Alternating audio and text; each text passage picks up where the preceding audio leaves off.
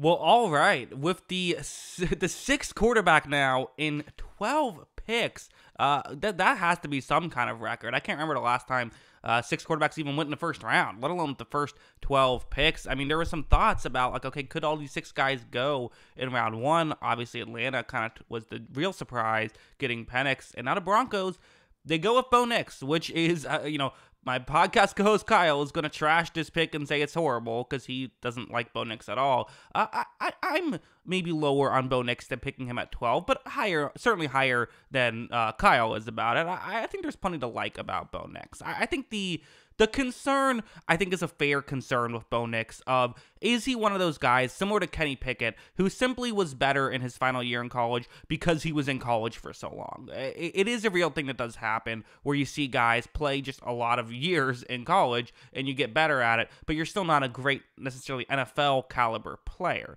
It's something that happens. It's a real possibility for sure.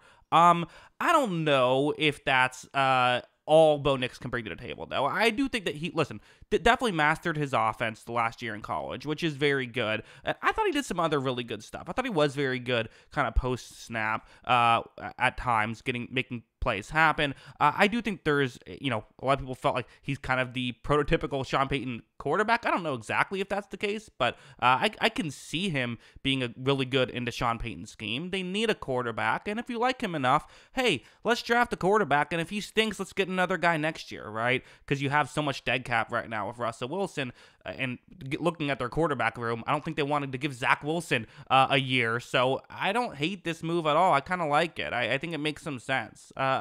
Again, are there potentially, could you look at the other, could you look at some other positions? There are some really good non-quarterbacks on the market, but at the end of the day, no one's going to move the needle the way a quarterback would, and maybe you could tank for next year would be the only other option, which I wouldn't have hated either, but again, I think there's a lot to like about Bo Nix. I don't think he's a disastrous quarterback. So, wow, 6 quarterbacks in 12 picks, pretty crazy. They need to get Bo Nix some help, though. That's the one thing they have to do. Receiving core is not looking great right now. There's some players, but, I don't know. I think they need to get him some help receiving-wise. But Sean Payton does have a pretty good history of making subpar receiving cores work, so maybe that's the game plan here.